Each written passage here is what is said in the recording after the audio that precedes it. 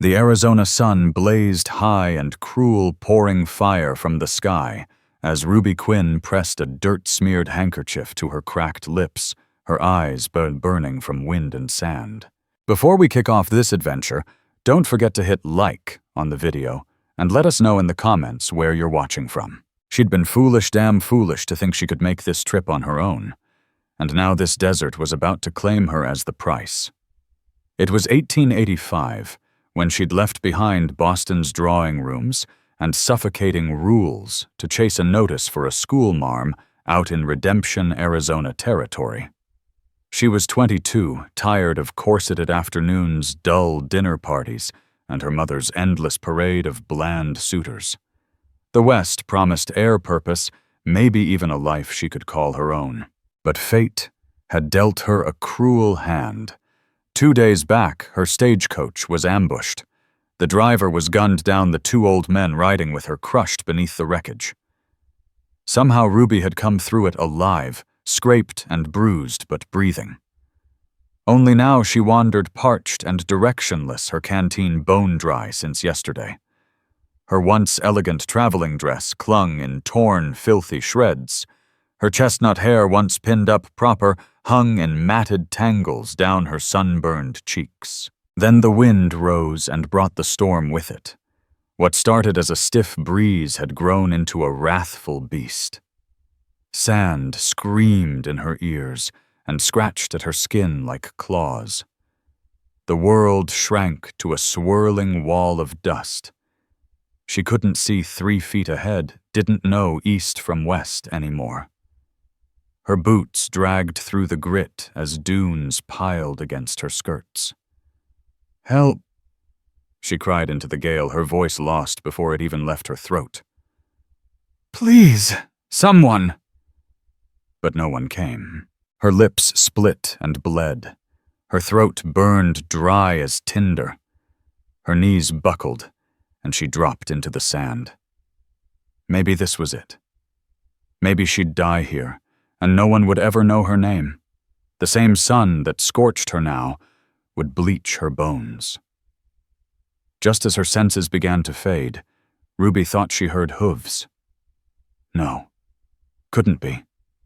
Her mind must be conjuring ghosts now. But then through the blinding storm, something solid moved. A horse, a rider. A deep voice cut through the wind. She couldn't make out the words, but then strong, weathered hands gripped her shoulders.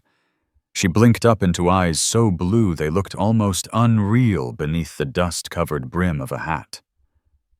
"Ma'am, can you stand?" the stranger hollered. Ruby tried to speak, but her mouth wouldn't work. Her legs gave out under her.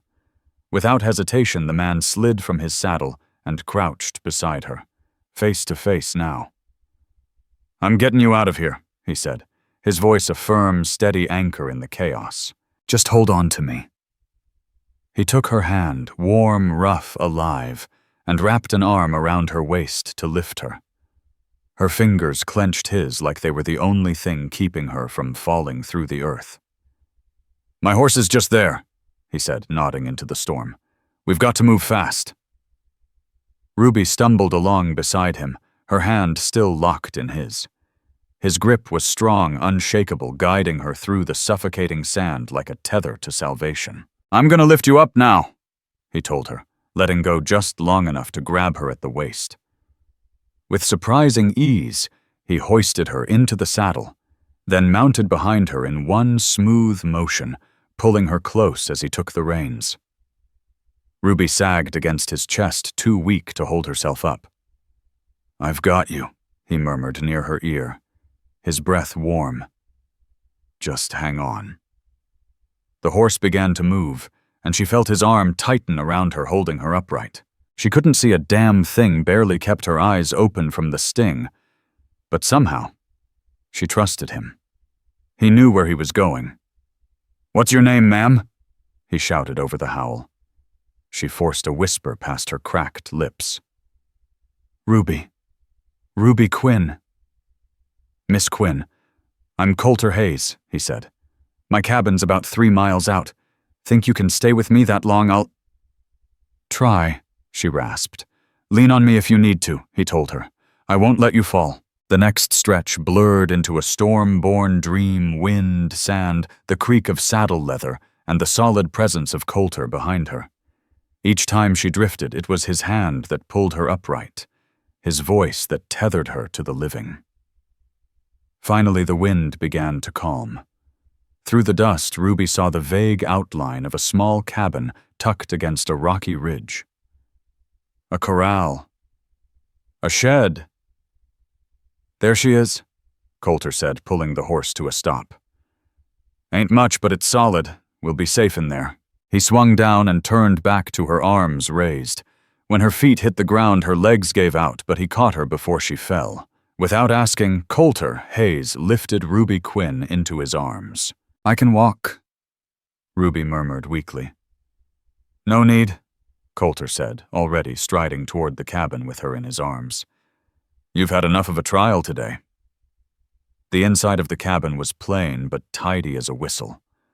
A large stone hearth claimed one wall, a rough-hewn table, and 2 chairs sat nearby, and a narrow bed sat in the corner, topped with a patchwork quilt worn soft by time. Shelves lined the walls filled with tins, books, tools, nothing fancy, but everything had its place. It was clear Coulter Haze didn't live in chaos. He lowered Ruby gently into a chair. "Stay put. I've got to get Valor settled in the barn. Be right back." Too drained to argue, Ruby only managed a nod. When the door shut behind him, she took her first real look around. The room had a quiet order to it, like a man lived here who didn't waste time, but didn't skimp on care either. A rifle hung on the wall beside what looked like old cavalry pins.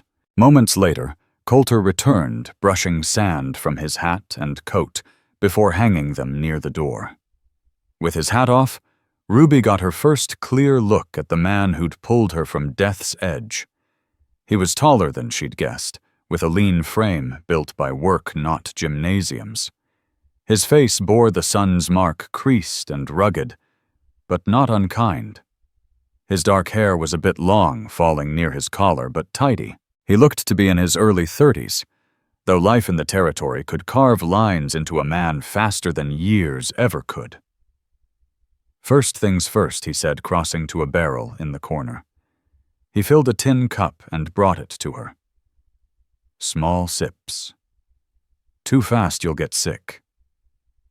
Ruby's hands shook so hard the water nearly spilled, but Coulter steadied them with his own. The first sip hit her dry throat like spring rain. "Thank you," she whispered, eyes burning with more than sand. "I don't know what would have happened if you hadn't found me." He crouched beside her, steady and serious. "What in God's name were you doing out there all by yourself, Miss Quinn? This land doesn't take kindly to the unprepared," she told him, voice hoarse, the stagecoach ambush, the overturned wreck, her aimless wandering. Coulter shook his head. "Redemption's nearly 30 miles southeast. You were walking the wrong way, Ruby. One more day out there." He didn't finish. He didn't have to. She swallowed. "The stage wasn't due to arrive till tomorrow. Nobody's gonna know I'm missing yet." He stood and crossed to the fireplace, stacking wood into the embers until a steady flame sparked to life. "That sandstorm's setting in for the night. First light, I'll ride to town and let Marshal Amos Granger know you're safe. For now, you need rest and something warm in your belly." While he fixed up a simple meal, beans, dried beef, a couple biscuits, Ruby became painfully aware of how broken she looked. Her dress was ripped in places, hair a snarled mess, skin caked in dirt.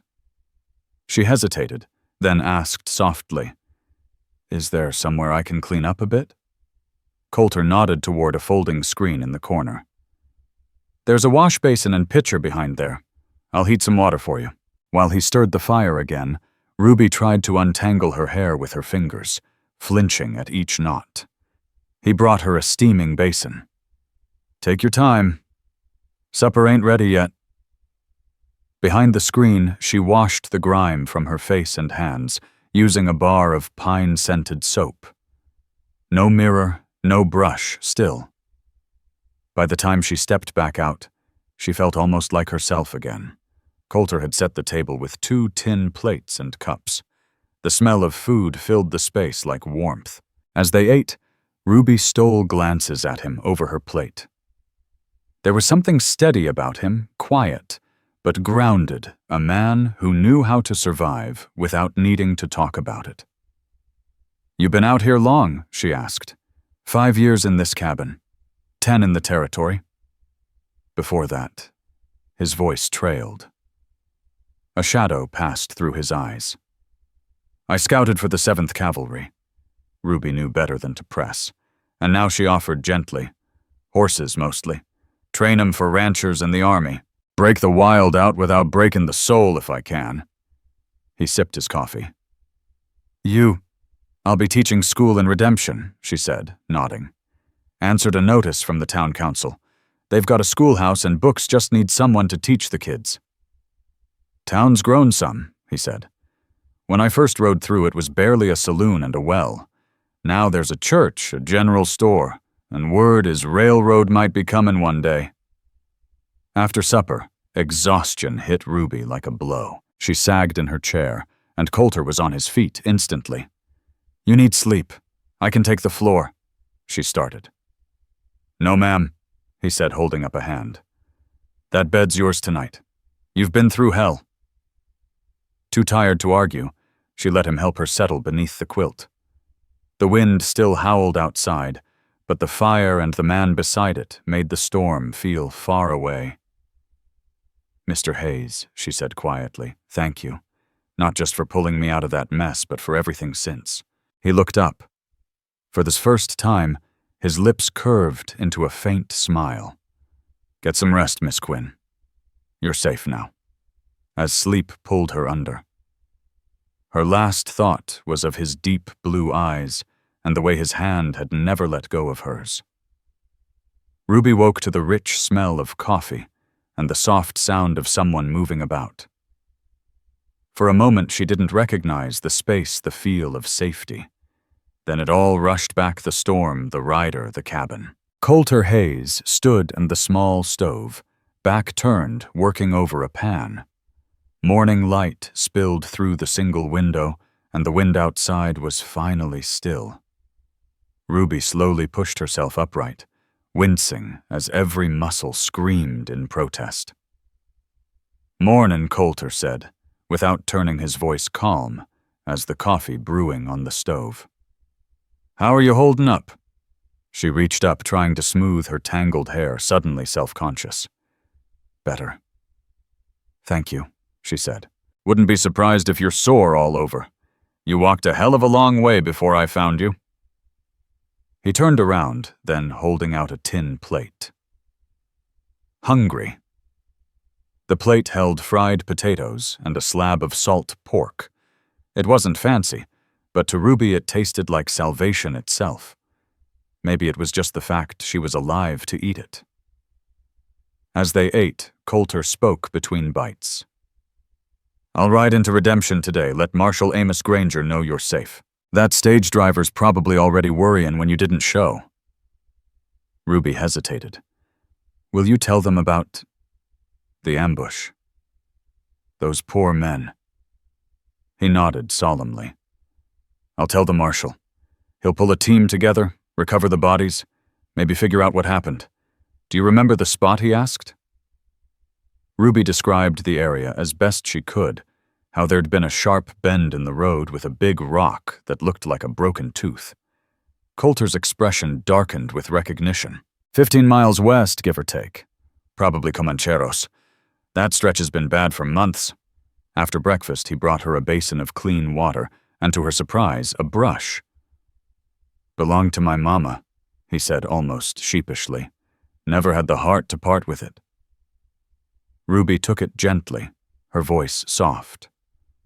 "I'll treat it with care." While Coulter prepared for his trip, Ruby worked the knots from her hair. It took time, and more than a few winces, but eventually her chestnut waves fell smooth down her back again. It wasn't much, but it made her feel human. When she stepped out from behind the screen, Coulter was buckling on his gun belt near the door. He looked up and for a second just stared. Ruby felt her cheeks flush. "I'll be back by nightfall," he said, clearing his throat and pulling on his coat. "There's food on the shelf and water plenty. Keep the door barred while I'm gone." "I will," she promised. "Be careful." His hand paused on the doorknob. "Ruby, I don't aim to scare you, but there's a rifle hanging above the fireplace. You know how to use it?" Her eyes widened. "No, I've never touched one." He frowned slightly. "Odds are no one comes knocking. But if they do stay inside, don't open that door unless you're sure who you're letting in." And with that, he stepped out into the morning light. Through the window, Ruby watched him mount his horse, valor now familiar to her, and guide a black pack horse behind him as he rode off across the open plain.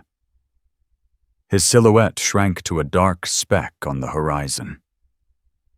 The day stretched out wide and silent. To pass the time, Ruby explored more of the cabin. The bookshelf was a mix of worn novels, old cavalry handbooks, survival manuals, and unexpectedly a slim volume of Wordsworth's poetry. She traced a finger down the spine eyebrows, lifting slightly. By the bed sat a daguerreotype of a young woman with eyes the same piercing blue as Coulter's. His mother, no doubt. Next to it rested a small wooden box, beautifully carved. Curiosity tugged at her fingers, but she resisted. This was his private world. She'd already intruded enough. So instead, she tidied up the place, washed the dishes, found a needle, and stitched the torn seam in her dress. By mid-afternoon, she'd run out of tasks. She stood at the window staring at the boundless sweep of desert and sky. The solitude was staggering. Coulter's nearest neighbor had to be miles off. Redemption even farther. Why would a man choose this kind of quiet, that cavalry badge? The shadow that passed over his face when he spoke of his past. There were stories behind those blue eyes, stories he didn't share easily. As the sun began its descent, Ruby's nerves stirred. He'd said he'd be back by nightfall. She watched the horizon like a hawk, searching for any sign. But the plains remained still painted gold and orange in the setting sun. Then, finally, she spotted it. A dust trail. A rider. Relief washed over her, sharp and unexpected. She hadn't known him even a full day, and yet the thought of him not returning had stirred something raw in her chest. He wasn't alone. A pack horse followed behind, laden with supplies. She hurried to unbar the door and stepped onto the porch just as Coulter rode in. He dismounted with quiet ease and led both animals toward the corral. "Everything all right here?" he called. "All fine," Ruby replied, trying not to sound too relieved. "How was the ride?" "Got what I needed," he said, beginning to unload the goods. "Marshal Granger's putting together a party to investigate the ambush at first light. Should have the bodies brought in by tomorrow." Ruby stepped forward to help, taking a parcel wrapped in brown paper. "And redemption?" she asked. "Did you speak with the town council?" He nodded, passing her another bundle. "Patrick Rourke sends his regards and his thanks. Town's been preparing for your arrival. They're mighty glad you made it." Coulter set the supplies down on the table, then turned to face her square on. "There's something we need to talk through," he said, his tone level. "Marshal Granger thinks it's best you stay put here for a while, week or so, till they deal with the Comancheros. Trail to town ain't safe just yet." Ruby's stomach dropped. Coulter had shown her nothing but kindness, but the thought of being a long-term burden unsettled her. "I can't possibly impose on you that long." "You're not," he said plainly. "It's the smartest option for now." He saw the hesitation in her eyes and added, "Once the marshal clears the route, I'll ride you into redemption myself." With little choice, Ruby gave a quiet nod. "Thank you." I'll do my best not to be in the way." "You won't be," he replied, then motioned to the package she was holding. "That there's for you from Sarah June Rourke, the mayor's wife. Figured you might need some lady things." Ruby's cheeks warmed as she unwrapped the parcel. Inside were a fresh cotton dress underthings, a nightgown, and a few personal items. The gesture so thoughtful from a stranger made her eyes sting. "Please thank her for me," she said softly. "You can do that yourself once you're settled in town." Coulter turned back to unpacking. Flour, coffee, sugar, bacon, basic staples. Then he handed her a small bundle. "Brought you some paper and pencils, too. Thought maybe you'd want to start getting ready for your teaching work." The thoughtfulness behind that small gesture nearly undid her. "That's incredibly kind, Coulter." He looked up. "If we're sharing this cabin a spell, might as well call each other by name." "Then it's Ruby," she said, testing the sound of his name again. "Coulter." That evening, over another modest meal, Ruby found herself watching him differently. Now that the fear and shock had faded, she saw more the careful way he moved, the quiet certainty in his actions, the moments when his gaze drifted beyond the walls like he was chasing memories only he could see. "You mentioned horses," she said, breaking the soft silence. "I saw some in the corral earlier." Coulter nodded. "Got 8. 3 mares a stallion, 2 yearlings, and a couple I'm training up for the cavalry. Is that what led you to the army? Your way with horses?" He looked up, surprise flickering across his face. "What makes you think I served?" She tilted her head toward the wall. "That military insignia, and the way you carry yourself. My father and brothers were Union men." He went quiet. "Signed up in '62, rode with the 2nd Kansas Cavalry." His voice was steady, but she sensed the weight behind it. "My brother Eli went to war," Ruby said gently. "Came home, but not all of him made it back." Something shifted in Coulter's expression. Recognition. Understanding. "War doesn't leave a man the same," he said simply. Ruby didn't push. Instead, she asked more about his horses. The change was instant. His eyes lit up as he described bloodlines, training styles, hopes of building a name known across the territory. "Would you show me tomorrow?" she asked, when he paused. "Your horses, I'd love to see them." He smiled a rare thing and nodded.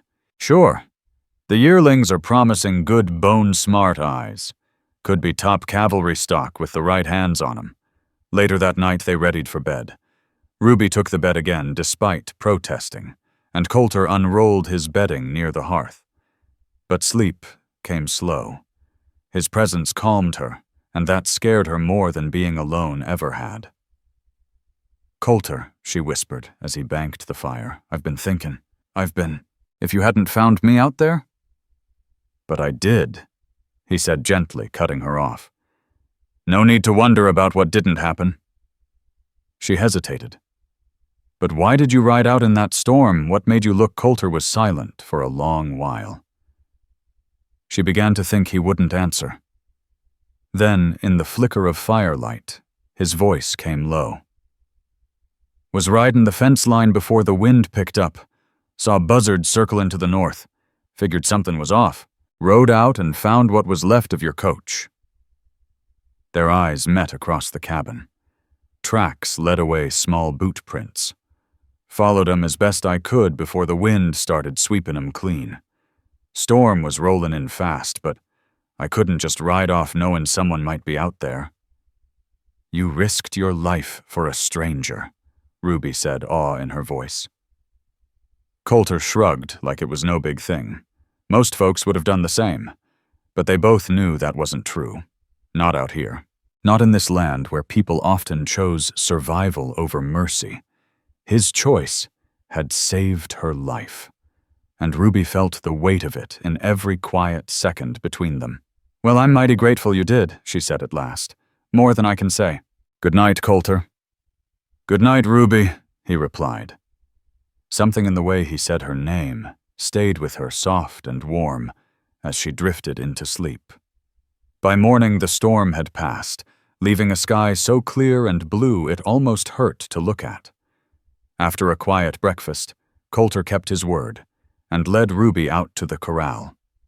She wore the dress Sarah June Rourke had sent, a modest sky blue cotton, better suited to the frontier than the tattered traveling clothes she'd arrived in. The horses shimmered in the sunlight, muscles rippling beneath clean coats.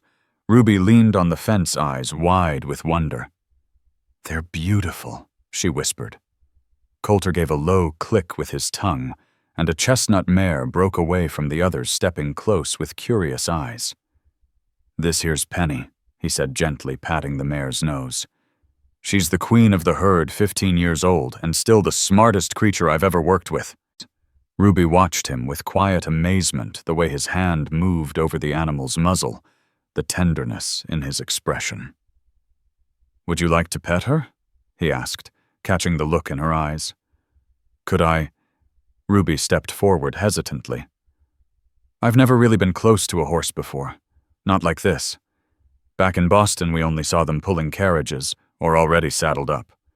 Coulter raised a brow, surprised. "Never, huh? Well, Penny's gentle as they come. Here." He reached out, took her hand, steady warm, just like the night of the storm, and guided it to the mare's nose. The sensation startled her. The horse's skin was soft, warm, and very much alive. "Oh!" she gasped, laughing lightly as Penny snuffled at her palm. "She likes you?" Coulter said, a flicker of approval in his voice. "She's got a nose for good folks." They spent the rest of the morning together among the horses. Coulter walked her through the basics, how to approach, how to speak to them, the importance of trust. Ruby soaked it all up, captivated not just by the animals, but by the change in Coulter. Out here he came alive, his words more animated, his face more open. Over the next several days, a rhythm settled between them. Mornings were for the horses. Ruby learned fast, growing confident enough to feed, groom, and even help clean out the stalls. Afternoons, she'd sit at the small kitchen table drafting lesson plans for the school children she would soon meet, while Coulter busied himself with training the yearlings or repairing fence lines. Evenings were reserved for supper and long talks that drifted into quiet companionship. Through these moments, Ruby learned more of him, how, after the war, Missouri no longer felt like home. He had tried army scouting, then ranch work, until he'd saved enough to buy this patch of land and begin building his dream, a line of horses strong enough for the cavalry, smart enough to be trusted in battle. In turn, Ruby told him about Boston, her desire to escape rigid social expectations, her longing to make a difference in children's lives. "My mama was scandalized," she admitted one night, rocking gently on the porch beside him, watching the desert blaze gold beneath the sunset. "She had me lined up to marry some banker's son, proper, polite, completely uninterested in anything but profits." Coulter's lips curved into a small smile. "And you chose adventure over comfort." "I chose purpose," Ruby answered, her voice soft but sure. "I wanted to matter, teaching children who might never get a chance otherwise. That felt worth something." Coulter turned to her, his gaze steady. "Those kids in Redemption are lucky. You're not just showing up, you care." His words lingered longer than they should have. Somewhere along the days, Ruby had stopped thinking of him as just her rescuer. There was a strength in him that went deeper than muscle. A quiet, steady goodness she couldn't ignore. On the 5th day, a visitor arrived, a scruffy old prospector named Hank, who sometimes brought supplies in exchange for Coulter tending his mule. The old man's eyes popped when he saw Ruby. She could practically hear the questions loading up behind them. Coulter kept things simple, saying Ruby would be heading to Redemption soon, just waiting on the all-clear from the marshal. "Yep, I heard about that coach ambush," Hank muttered, shaking his head. "Marshal Granger and his boys ran into the Comancheros yesterday. Took 2 of them down. Others scattered. Word is road's safe now." Relief swept through Ruby, followed by a pang of regret. Her time at the cabin was drawing to a close. She hadn't expected to feel so attached. After Hank left, Coulter turned to her.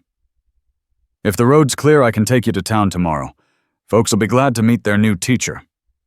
"Oh," she said, unable to keep the mixed emotions from her voice. "That's wonderful news." He watched her closely.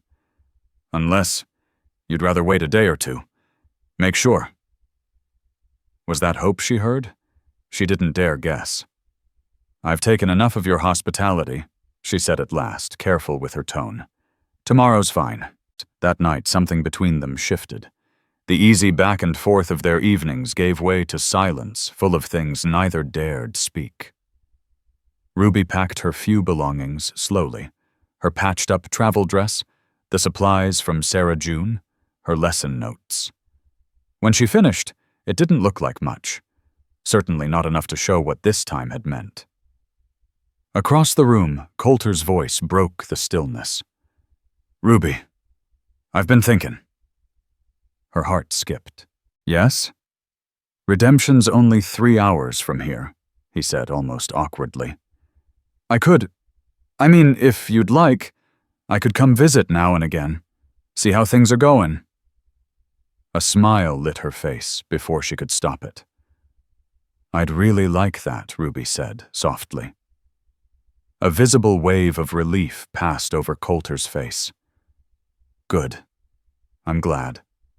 It wasn't a love confession, not quite, but it was a quiet promise.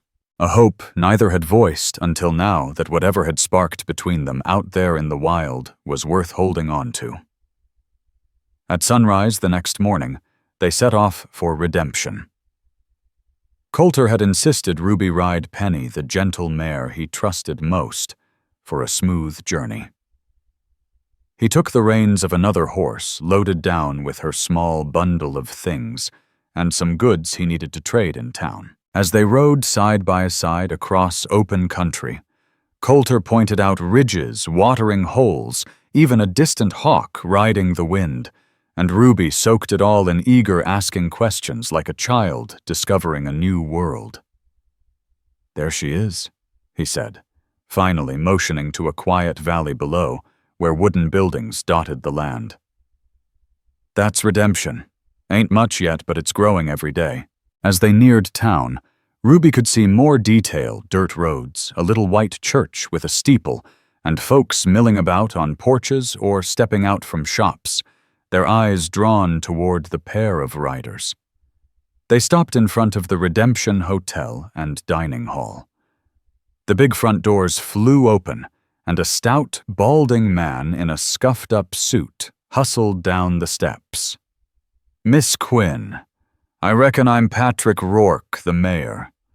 Land sakes, we were mighty worried." Coulter swung down first and helped Ruby dismount. His hands lingered a second too long at her waist, and that gentle touch made her pulse race.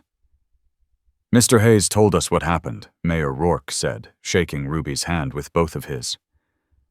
"Thank heaven he came across you when he did. The whole town's been praying." A small crowd had gathered, murmuring in curiosity. Then a woman with kind eyes and warm arms pushed through. "You poor thing," she gasped, wrapping Ruby in a motherly hug. "I'm Sarah June. Come on now, we've got your room ready upstairs. You must be tuckered out." As Sarah June started to guide her toward the hotel doors, Ruby turned back. "Wait," she said quickly. She crossed back to Coulter. "Will you be staying in town tonight?" He shook his head. "Can't. Got stock to tend. But I'll be back next week. Gotta deliver a few colts to the livery." Ruby nodded understanding, but still wishing it were otherwise. "Thank you for everything." Coulter's gaze softened. "You're gonna be all right here, Ruby. Folks in Redemption are good people." She wanted to say more, something meaningful, but too many eyes were on them. So she just gave his hand a quiet squeeze and turned to go. From the hotel steps, she glanced back one last time. Coulter was mounting up again. He tipped his hat to her, then rode out. Her heart ached a little as she watched him disappear, that tall figure on horseback fading into the horizon. Their paths had crossed in the chaos of a desert storm. But deep down, Ruby felt it. This wasn't the end. The days that followed swept her up like a whirlwind. The townsfolk welcomed her, warmly proud of their little settlement, and especially proud of the schoolhouse they'd built with their own hands. The building stood simple and sturdy, bathed in light from big windows, desks lined up neatly, and a back room where Ruby would live once she moved out of the hotel. 27 students already, Mayor Rourke boasted as he showed her around. Ages 6 to 16. Some know their letters, others don't even know what a book is. All kinds of families, ranchers, miners, storekeepers. Ruby looked over the room, her heart swelling. This was what she had come for, a place where she could matter. Still, her thoughts kept drifting to that quiet ranch house and the man who'd saved her. She had begun to wonder if maybe she'd imagined the connection between them until 1 week to the day he returned. She was sorting school books when Sarah June burst into the room, grinning. "That handsome Mr. Haze is at the livery. Thought you might want to know." Ruby felt her face flush, but she didn't hesitate. "Thank you, ma'am." Trying not to look too eager, she made her way to the edge of town. Coulter was there, deep in talk with the liveryman, gesturing toward 2 young horses. He hadn't seen her yet. She paused, just watching his sure posture, the way he spoke with quiet confidence, the respect in the other man's eyes. When he turned and spotted her, his smile lit up his whole face. "Miss Quinn," he greeted warmly, stepping away from the conversation. "How's life in Redemption treating you? Everyone's been kind. The town's more welcoming than I expected," she said, trying not to let nerves show. "And the schoolhouse is perfect. Glad to hear it. Classes start Monday," she added. "I've got the weekend to finish preparing." They stood there, a space between them that felt too wide and too close all at once. Ruby cleared her throat. "I was just heading to lunch at the hotel. Would you join me? I'd love to hear how Penny and the others are doing." Coulter didn't hesitate. "Gladly," he said, falling into step beside Ruby as they made their way down Redemption's dusty main road. Folks glanced their way, recognizing the woman who had arrived like a ghost out of the sandstorm just a week ago, now walking side by side with the rancher who had brought her back. Inside the hotel's dining room, they were led to a quiet little table near the window. Once their orders were placed, that easy rhythm between them returned, like they were back at his cabin, sharing a supper, as the fire crackled. "Yearlings have been pushing the fence line," Coulter said with a half-smile. "But Penny keeps them in line. That mare thinks she's their mama, not just another horse." Ruby chuckled, the sound light and genuine. "I miss her. All of them, really." Her voice softened. "Even the cabin." Coulter's gaze shifted, something unreadable flickering in his eyes. "Been quiet without you." She leaned in a little, teasing. "The good kind or the bad kind?" "No question. The bad kind," he said, without missing a beat. His honesty stole her breath for a moment. But before she could speak, the server arrived with their plates, breaking the tension like a gust through dry leaves. As they ate, Coulter asked about her school. Ruby lit up as she shared her hopes for the children, how she wanted them to not only learn their letters, but to think, to wonder, to dream. And unlike the men back east, who'd smile politely and change the subject, Coulter listened. "You're gonna change things around here," he said when she finished. "Most of these kids have never had someone fight for their minds like that." "I hope you're right," Ruby replied, touched. "They deserve more than just memorizing facts. I want them to ask questions, to make sense of the world for themselves." After lunch, Coulter walked her back toward the schoolhouse. At the door, he hesitated, his fingers grazing his hat brim like he was working up the nerve to say something. "I'll be back next Friday," he finally said. "Gotta drop supplies at the general store. Maybe we could have dinner." Ruby's smile came fast and warm. "I'd like that. A lot." Relief softened his whole frame. "Till Friday, then." He tipped his hat and turned, but before he got far, she called after him. "Coulter." He looked back, eyes expectant. "I'm glad the quiet's the bad kind," she said simply. The smile that broke across his face lingered in her memory long after his horse disappeared down the trail. Weeks passed in a comforting rhythm. Ruby poured her heart into teaching, marveling at how hungry her students were to learn. Every Friday, like clockwork, Coulter returned sometimes with tools or colts, sometimes just with time. They'd eat together, often picnicking by the creek near town. With every visit, something unspoken between them deepened. He told her stories of Missouri, of a boy who'd never quite measured up to his father's standards, but had been his mama's whole world. She told him about her brothers, about Boston, and the walls women like her always seemed to hit, no matter how smart they were. They discovered shared values, hard work, knowledge, purpose. Their differences made them stronger together, not farther apart. Coulter's earthy wisdom about the land matched Ruby's academic fire, like two sides of the same coin. As autumn rolled in and the desert cooled, she found herself counting the days until Friday. The townsfolk noticed, of course. In a town as small as Redemption, everyone saw everything, but the glances she got were approving, not sharp. "He's a good man," Sarah June told her one evening, while helping Ruby settle into her new quarters behind the school. "Keeps to himself, sure. But he's fair, and he's got a heart bigger than he lets on. Did you know he made a saddle just so little Tommy Cobb could ride again after that accident? Fit it to the boy's crooked leg like a glove." Ruby hadn't known, but it didn't surprise her.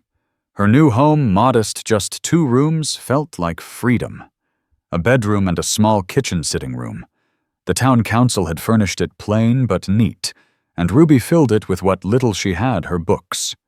A few keepsakes salvaged from the wrecked stagecoach. That Friday, Coulter rode in with a surprise, a handcrafted bookshelf built to slot perfectly into her sitting room corner. "For your books," he said, installing it carefully. "Noticed you didn't have near enough space for all those volumes." Ruby ran her fingers along the smooth grain. "It's perfect." "Thank you." That night she didn't want to dine in a crowded hall, so she cooked, a simple stew but hearty and made with care.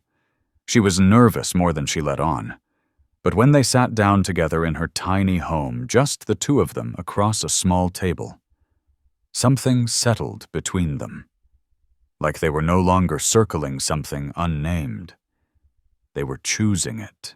This felt nothing like those quiet meals in Coulter's old cabin. Back then she was just a guest, a woman caught in a storm. But now Ruby Quinn was inviting him into her space, her home. The word suitor flickered in her mind, and while it thrilled her, it also didn't quite seem big enough for what was beginning to grow between them.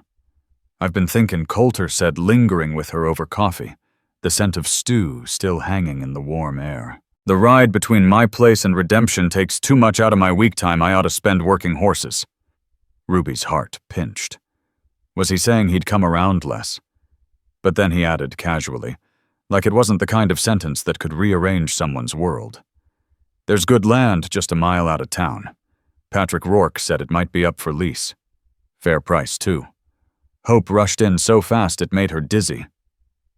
"You're thinking of moving closer to Redemption?" Coulter didn't flinch. His eyes met hers with steady warmth.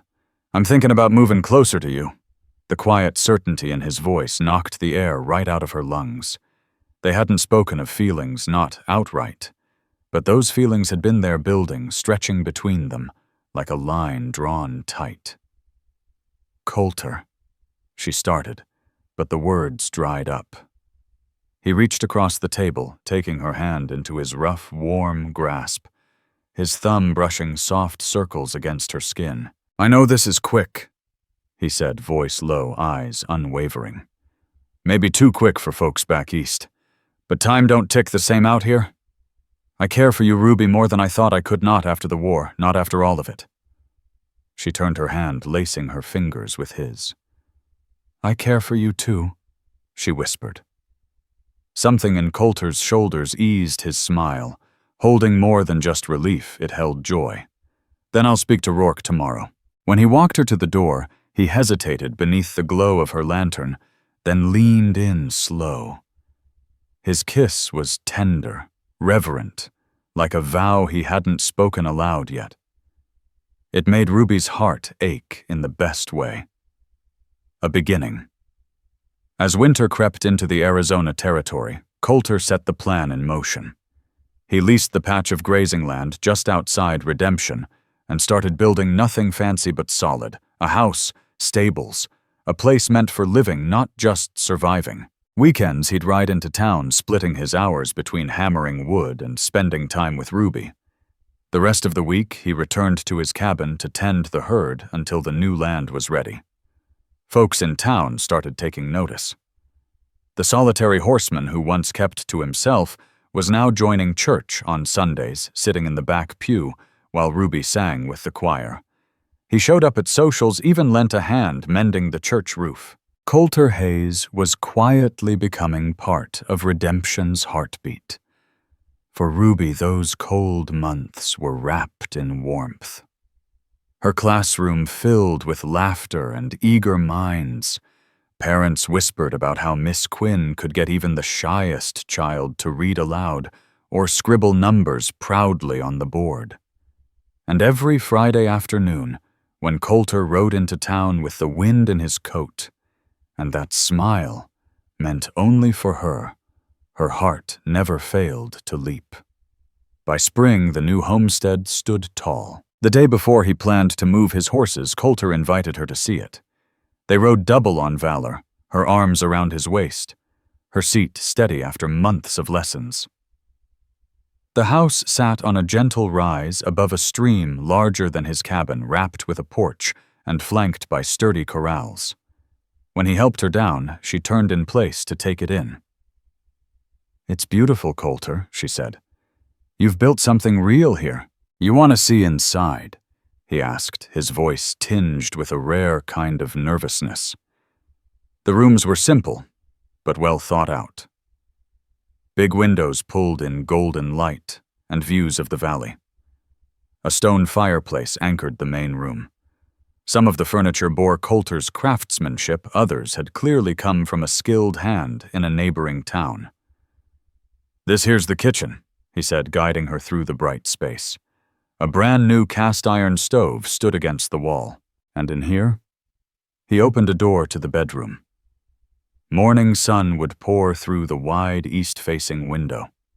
She stepped toward the view, but something on the nightstand caught her eye.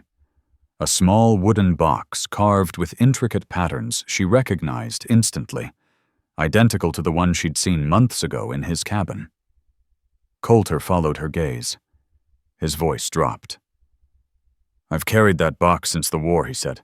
It was my mama's. Gracie Blue gave it to me before I shipped out. Said I ought to keep something precious in it. He crossed the room and picked it up.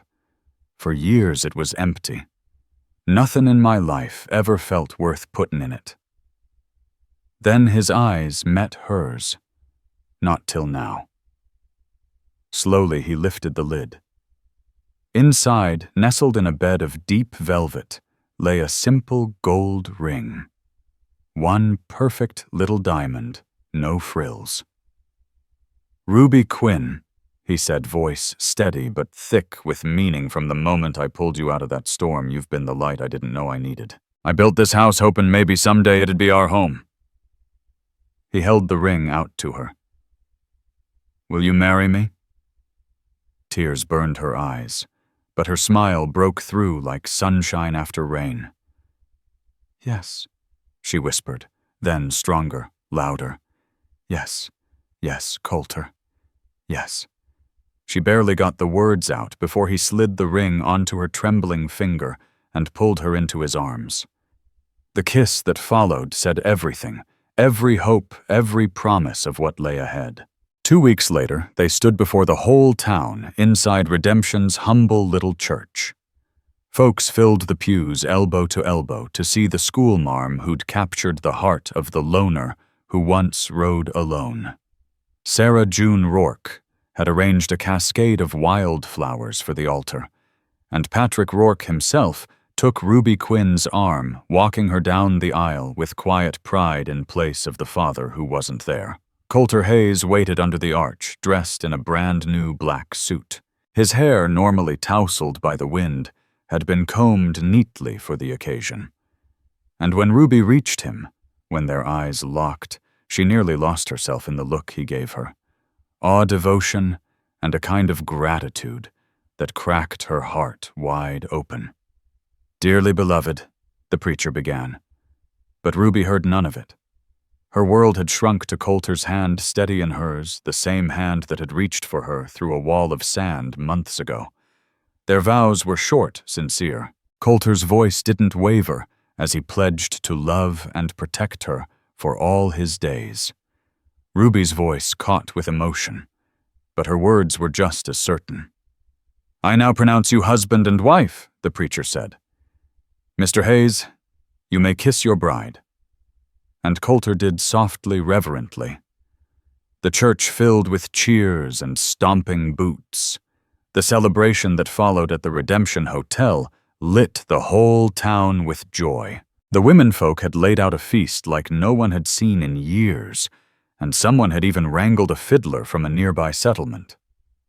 As night fell and lanterns flickered around the dining hall, Coulter led Ruby to the cleared floor for their first dance as husband and wife. "Happy Mrs. Haze?" he asked as they swayed. "Completely," she murmured, arms looped around his neck.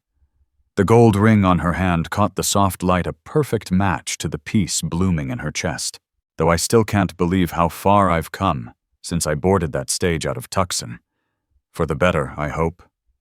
Beyond anything I could have dreamed, she whispered.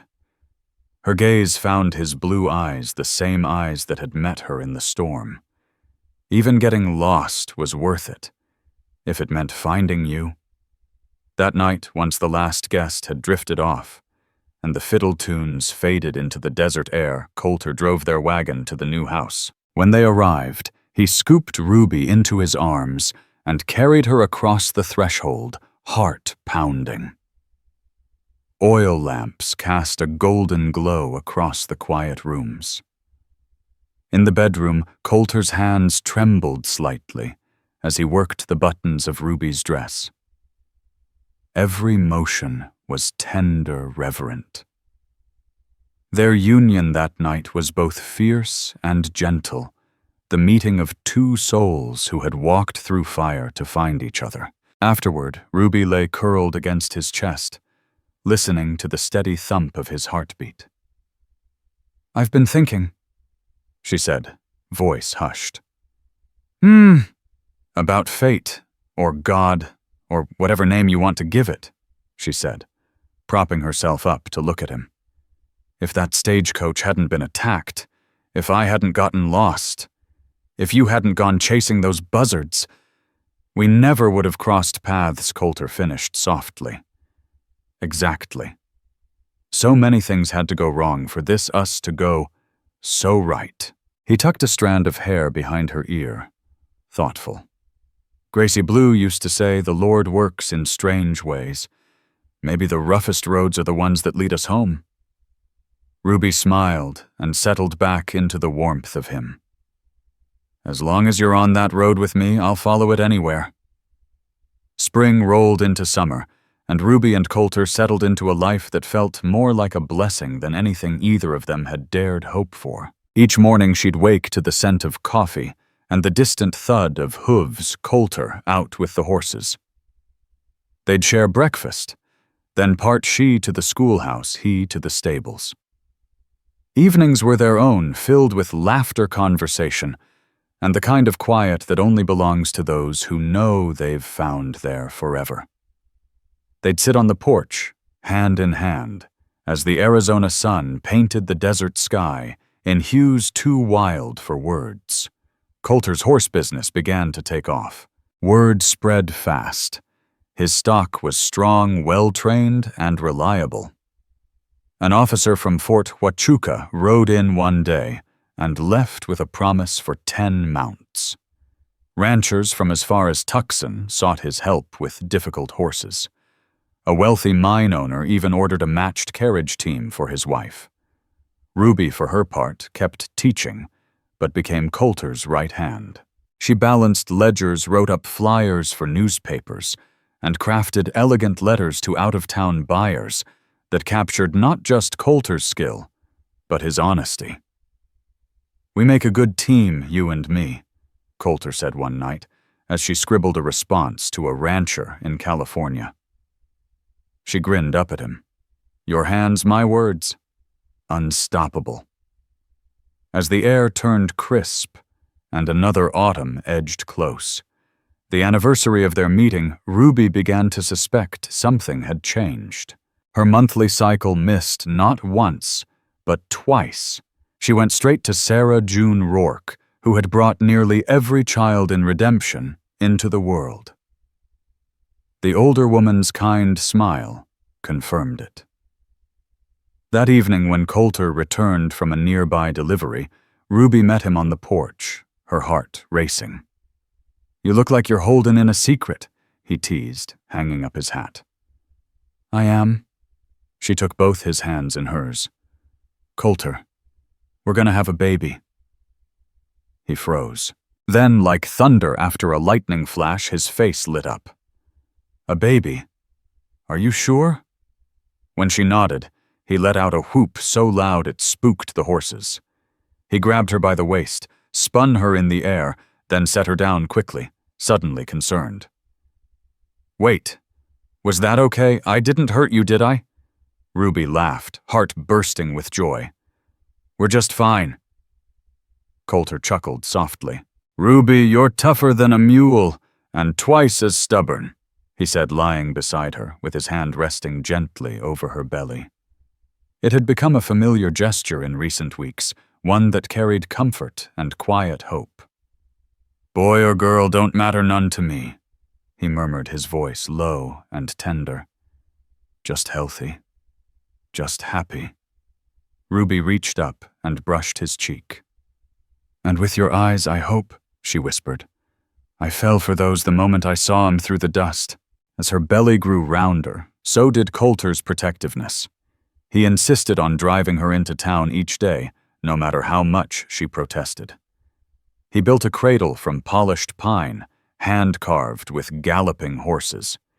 He even started on a tiny rocking horse for when the little one could ride. Redemption joined in their joy. The women organized a quilting bee, stitching love into every inch of a baby blanket. The men helped Coulter build a nursery onto the house. Sarah June Rourke took it upon herself to keep an eye on Ruby, making sure she rested and didn't overdo it. Ruby, ever the teacher, stayed at her post, right up until spring winds carried the scent of blooming cactus. One evening by the fire, she leaned against Coulter and sighed. "Sometimes I wonder who I'd be if I hadn't answered that job posting. Maybe I'd be back in Boston, married to a banker, hosting boring teas." Coulter laid his hand over hers. "Would you have been happy?" She shook her head with a small smile. "Comfortable, maybe, but not this kind of happy. Not watching sunset on our porch happy." He looked at her, then eyes deep with meaning. "Any regrets? This life ain't easy." She kissed him soft and slow. "Not a single one. This is exactly where I belong." The baby came one clear April dawn. After a long night pacing, Coulter was finally called in by Sarah June. Ruby lay spent but radiant, cradling a tiny bundle. "Come meet your daughter," she said, voice trembling with joy. Coulter approached the bed with reverence.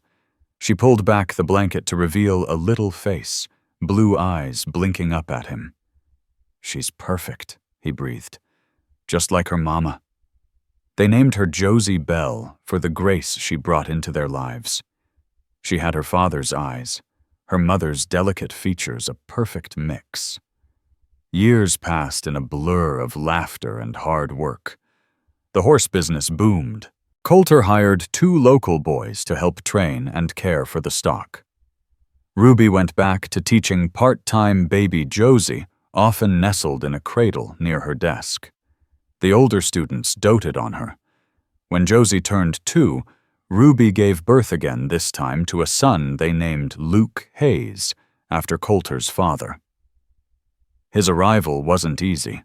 Complications arose, and the doctor warned Ruby might not carry another safely. After days of worry, she pulled through. Coulter, pale with relief, held her close. 2 is more than enough for me. I nearly lost you, Ruby. I won't gamble with fate again. Redemption continued to grow. The long-promised railroad finally came, bringing commerce and newcomers. The school expanded with a second teacher, a young lady from California who reminded Ruby of herself a lifetime ago. Together, she and Coulter weathered everything drought, flu, and the mischief of raising 2 spirited children in the wild frontier. On the 10th anniversary of the day, he found her in that sandstorm. Coulter hitched the wagon and took Ruby back to his old cabin. Josie and Luke stayed with Sarah June, giving their parents a rare day alone. The cabin looked smaller than Ruby remembered, but the fireplace and single bed were just the same. They spread a lunch under a mesquite tree. Coulter sat quietly, his eyes on the horizon. "Penny'd be near 25 now if she were still with us," he said softly, speaking of the old mare who had passed peacefully 2 winters prior. Ruby slipped her hand into his. "She carried us both through some hard beginnings." "Yeah," he murmured. "But look at us now." "She was the first horse I ever truly bonded with," Coulter said quietly, his gaze following the horizon. "Taught me more about horses than any book or man ever could." "She was special," Ruby agreed, recalling the gentle chestnut mare who had carried her into redemption that fateful day. "Josie Bell still brings her up from time to time." Coulter nodded, then reached into the pocket of his worn vest and pulled out a small package wrapped in brown paper. "Got something for you, for our anniversary." Ruby's eyes lit with curiosity as she unwrapped it, revealing a hand-carved wooden horse caught mid-stride with her head held high. The detail was unmistakable. It was Penny. "Coulter, this is beautiful," she whispered, running her fingers gently along the polished grain. "Did you carve this?" He nodded a little sheepish. "Worked on it most nights after you and the kids went to sleep. Wanted it to be a surprise." "Well, it's perfect," she said, leaning in to kiss him. "Thank you."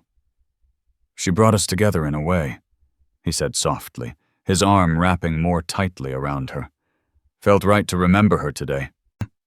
As the desert light began to soften and stretch across the land, Ruby nestled closer, her head against Coulter's shoulder, a sense of peace blooming inside her. "If someone had told me back in Boston I'd be married to a horseman in Arizona Territory, raising 2 kids and teaching school in a dusty little frontier town, I would have thought they'd gone mad," she said with a soft laugh. "Any regrets?" Coulter asked, repeating the same question he'd once posed years before. She looked up at him, the man whose face had grown more familiar and beloved with time. There were fine lines now near the corners of his eyes, silver peppering his dark hair, but those stormy blue eyes still held that same fierce, steady love. "Not a one," she said, her voice steady. "Getting lost in that sandstorm turned out to be the best thing that ever happened to me. It brought me to you." Coulter smiled, that lopsided grin that still made her heart flutter. "And finding you, Ruby Quinn, was the greatest thing that ever happened to me." As the sky burned gold and crimson above the wide Arizona plains, they sat side by side, fingers entwined, 2 hearts that had found home in each other. A Boston schoolteacher and the cowboy who pulled her from the storm, now bound by a love stronger than time, carved into the wild soil of the West. If this story has touched your heart, I invite you to stay with us to discover more true tales of the Wild West. stories that honor resilience, tenderness, and the spirit that God placed in those who blazed the trail. Subscribe, share, leave your thoughts in the comments, and join us once again to journey across this untamed land. Thank you.